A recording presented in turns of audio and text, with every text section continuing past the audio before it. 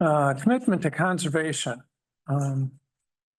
There's a couple of sides to this. One is just, us all nodding our heads that we're committed to conservation, but I personally have been talking to people at Silt and to the Conservation Trust in North Carolina, and with the intention of trying to get something going. And where I am is, that's the level I'm at. Conversations, trying to figure out exactly where to go, collecting opinions from people, suggestions. You got some, Karen, do you have some stuff from Chris on this? I do. Few maps. So I've got a map with the Silt properties. Yeah, that's a good start.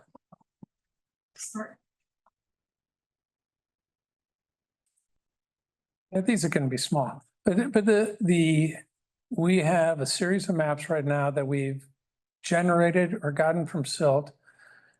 And it's showing the properties that are available. We have different maps that are going to show which ones are in that area where it's under 7 feet. The question of, there's probably a bad place to build. And we're trying to, and there's the mapping that was done by the Conservation Trust that actually looks at natural settings and the most valuable from point of conservation on the island, whether it's flora or fauna. These are areas that, ideally nobody builds in. So we're trying to compile all those things, so at least we have a better grip on what is here, where's a good place to target, and then given that, what do we do about it? And I think that just on the very least, I want to start. I talked to Katie Chattis from the Silt Group, and trying to make this become more of a community issue as opposed to a small group issue, rather than having, individuals, not to stop individuals from buying property and donating it, but actually looking at the donation of land as a community effort as well. There's a lot of ramification for doing this kind of stuff. One is just, backing up our statement of being committed to our environment, to our natural setting, but also looking at trying to control the rate and quantity of development on the island. Maybe control is the wrong word, but just getting a better grip on where we want to go and identifying how we can put restraints on ourselves. To be clear, this doesn't have the environmentally sensitive. No, And we there's talked also about no, this one doesn't. including the BHA and the club, some of those common properties. That's right. I think we can marry all of that up, then we're probably positioned to have a better conversation. That's right. About And so like some of these. right here, this is village parcels, BHI property, club property. So we have a whole series of these right now that Chris has been putting together, and it's a matter of how can you put all these things and overlay them to really start to look at this seriously. Do you have who's in the room? There was a question. The trust, the North Carolina Trust, the map that they generated that targeted properties. They said, I want to warn you not to show that to anybody. Okay. Because what has happened in other situations is like, they think that's important. I'm going to buy it and I'll sell it to them. You have some bottom feeders that get into it. And so, terrible, but anyway. I'm sorry, so whose concern was that? Well, the people that actually produced the map, which is the North Carolina, the Conservation Trust in North Carolina. But So Beth, how many are you familiar with that? How many parcels on the island are we talking about? So they actually ranked all the parcels. on Okay. that. So there's it's like a priority map Okay. of looking, from highest, like 10 to 1, what would be the highest priority for conservation? Okay, And they're looking at that from flora, fauna, both. So Oh, yeah. not specific, so there are some layers that already existed that show kind of biodiversity hotspots that were generated on like a state level, so I think they use some of those.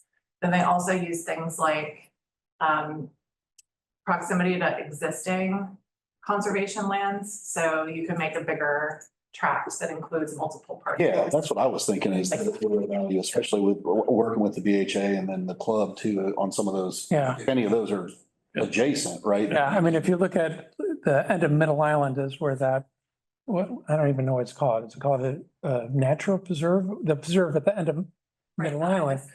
There's like 8 or 9 properties right adjacent to that. That would be, God, it'd be great to add that, you know? So yes, in terms of what you were saying, Scott, looking at things that are adjacent to other items that and the idea that there are, a lot of lots that just shouldn't be built on. And so, kind of saving ourselves a headache in the future by getting. Line above. I know. Yeah, when you start driving down a street and all of a sudden you go through the layers. Billboard. But obviously, most of these properties are owned by somebody if it's not, maybe it's just limited, Right. but they're owned by somebody. And so it's not like you can all of a sudden tell them, hey, yeah, I'm sorry, you can't just build on your property anymore. Sure. There'd have to be a movement to actually buy them or secure them somehow. And some people won't want to sell or they'll have a high price. Yeah.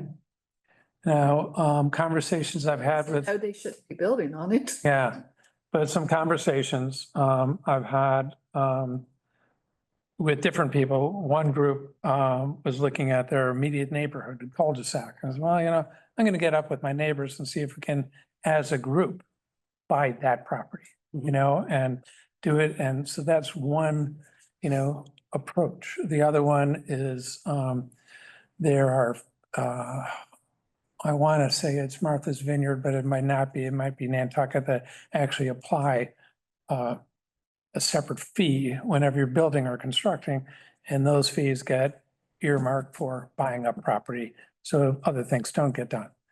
And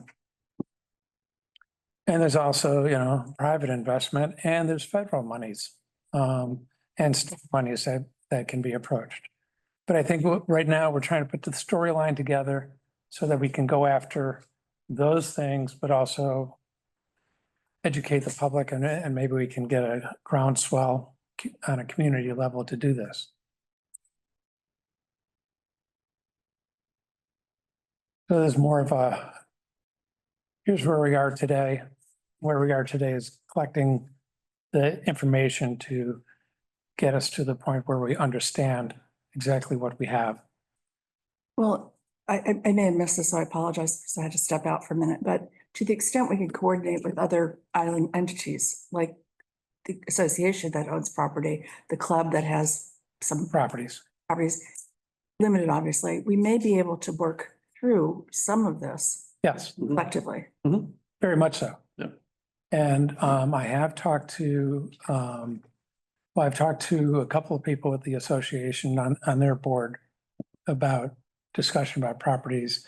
And I've talked to Robert, Mr. Nixon from the club about this. I just call him Nick's, but yeah, I'm sure he listened carefully. Yeah, he did. Yeah, so carefully. But you're right, absolutely right. And there's the other thing too, is there's a resolution of things too. I had a conversation with the association, 2 board members on the association about things like the dog park. It's like, you own the dog park, we lease the dog park from you, and every year we go through this process of doing that.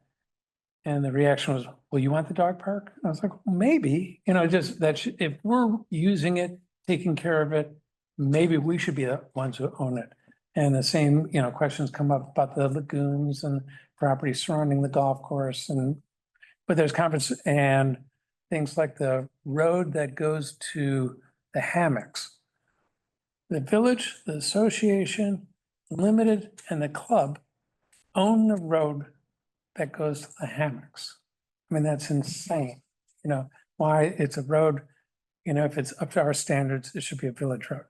You know, just, so I think there's some mapping that is being done so we can look at all these types of situations and try and pull. And I kind of view that one as separate. That's not really in the No. spirit of conservation. That's just No, but that's, straight up hygiene, it's, right? it's in the spirit of rational behavior, Yeah, yeah, no. which is also conservation. Yeah. That's all I got on that.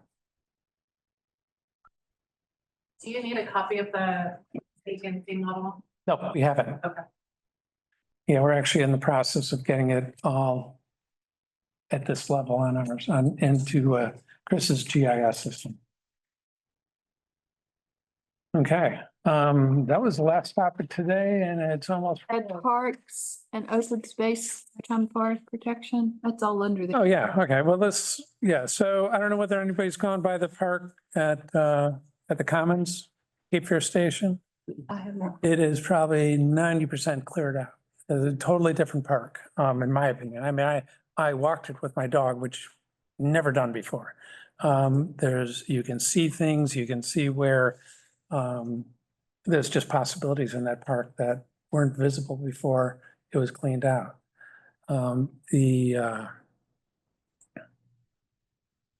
The other thing that is on here is, isn't on there, but the Marina Park is another one that, is this park. We use it on occasion. I'd really like to have conversations about what is that park really meant for? How should it be used, or what do we need to do to make it be used more and actually, so it crosses your mind, you're sitting there after dinner, it's like, oh, let's go to the park. Like, who would ever think, oh, let's go to the Marina Park? Well, people who have dogs go to the marina Do. park. And so there are a lot more dogs there, I suspect, than in the dog park, although I don't know that. I've heard, I've heard there aren't a lot of dogs. But the ones that have are all going to the Marina Park and hardly any are going Right. to the real dog. But, there's I see people in the summer with their kids and stuff Mhm. like that coming up, and there's ball and there's all that, but we need to, it would be nice long-term to be thinking about how better to use that. Yes, very much so.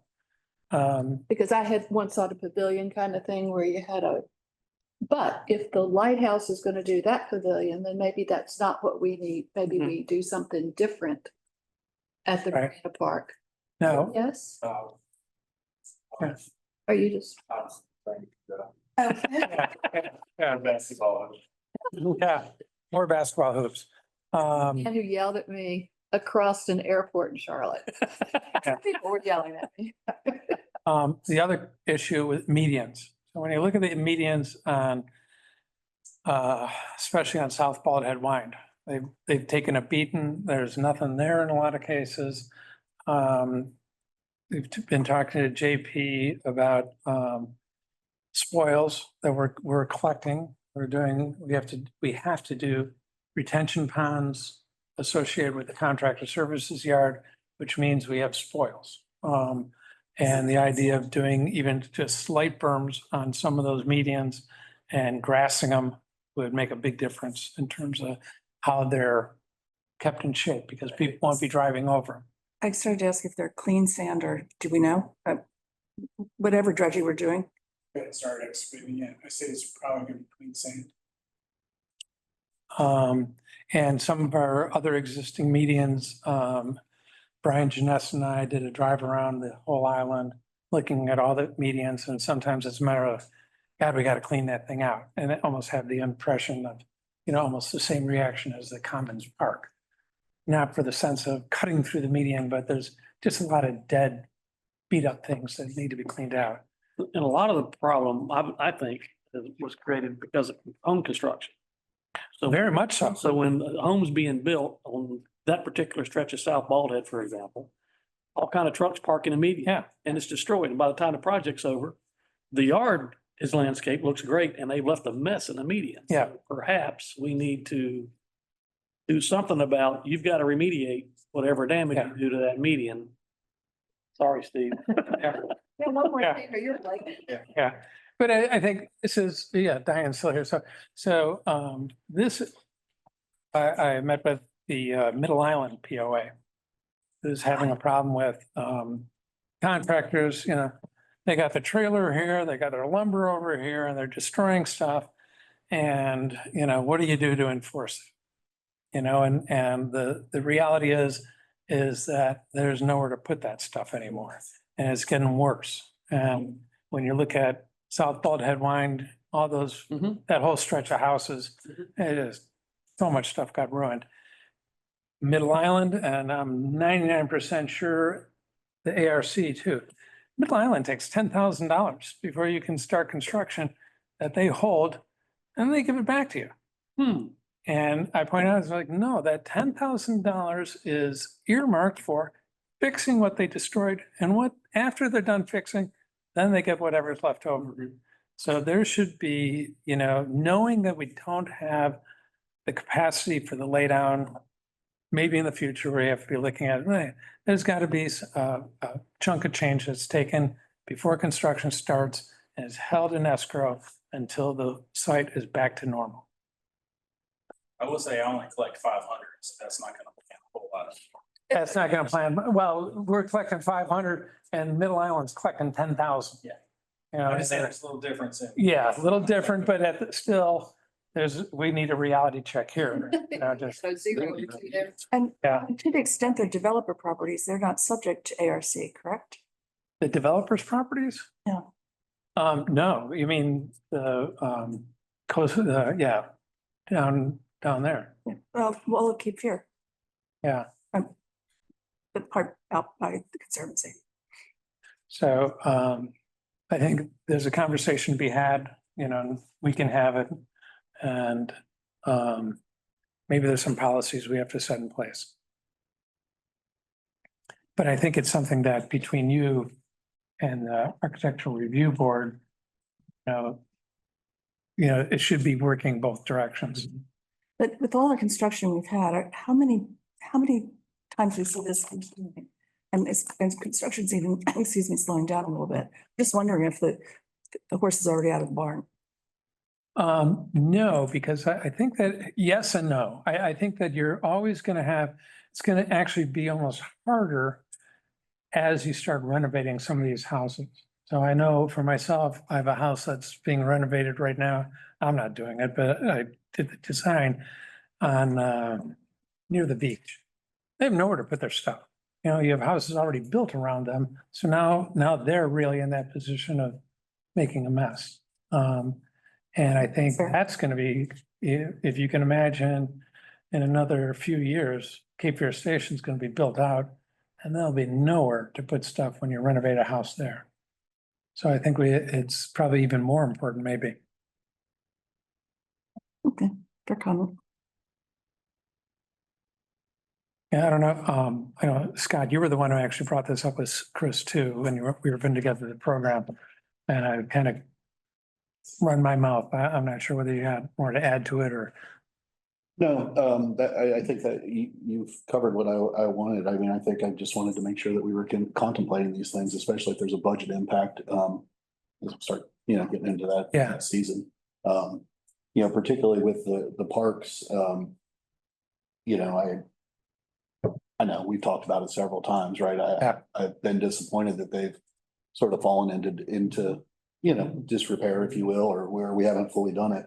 And I know, when we start talking about what are our priorities, I want to make sure that JP and team have adequate funding for those things so that we're not sitting around waiting on an angel investor to give us a Yeah. donation to do it. I think we're going to address that a little bit tomorrow Yeah. as we do your budget and slots that are open and there's money sitting around.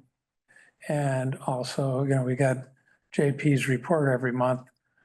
There isn't any extra time, it's hours. So it's. Yeah, don't get, and that's why I wanted to have this conversation because it's not a point of finger at JP and team, but talk about where does that fall in our priorities? Because Right. clearly it's fallen lower in recent years for, Very much so. you know, maybe good or maybe bad reasons.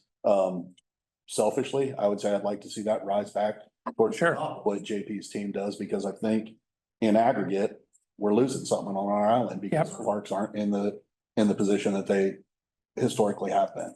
Right. And, you know, I would throw into that, you know, as the conversation we've had before as well, the Timber Bridge now, right? I mean, it's a big focal point here. And so, you know, I know we've tapped into some of that with some of the board replacement. We got some of that going, but we cannot allow that to, you know, fall into disrepair. I think it's a real eyesore for us as a community.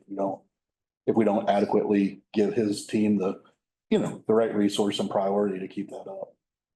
So there's so when we're talking about the other issue on here is using the parks and coming up with a program. You know, I hate developing bureaucracy, but I don't know that it wouldn't be appropriate to set up an ad hoc committee that starts looking at these things and coming up with suggestions. What's dangerous, I don't know what's dangerous, maybe myopic about that is, you know, I've had this conversation with Rocky Roush. I don't know whether you know Rocky and Dick Johnson? Dick Johnson are trying to put together a youth program. Mhm. And, you know, both those guys are trying to put it together and are really aware that a 70-year-old white guy telling kids what to do or how to have fun is probably not a good idea. And so I think when we're looking at some kind of committee, I want to make sure that, you know, we're looking at a cross demographic of, you know, who's going to be using you know, who has kids who has grandkids coming, who has kids here, you know, a variety of people. I think they were looking for teenagers though, correct? Yeah, they are. That's Yeah. the program too. And we had that one young person here saying, you can organize all these things. My friends and I probably won't go to them. Yeah, yeah. And it's, so I actually called Rocky the other day, knowing I was coming into this meeting just to get an update on what they're doing.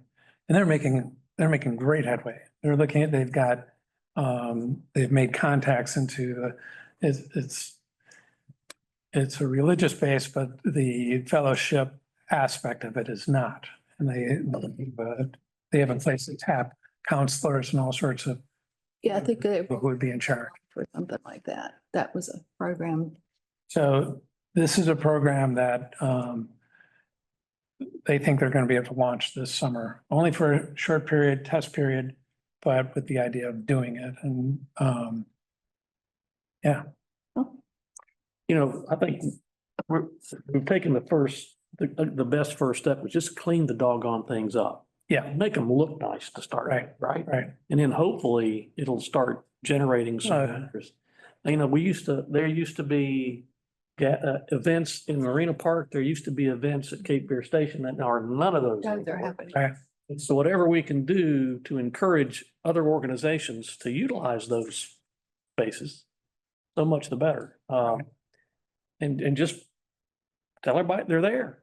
Yeah. Clean. If you want to use it, We just have to make them appealing. I mean, not to discount that young man that came here, but I mean, think of Public Safety Day, when we bring the helicopter. I mean, yeah. the whole damn island comes out there, right? I Right, mean, yeah. just, I'm gonna look at a helicopter, right? I mean, like, you know, we'll look at a helicopter, have a hot dog or whatever, you know. Haven't seen a beach community yet, doesn't like a Beach Boys cover band. That's right. Yeah, period. All I'm saying.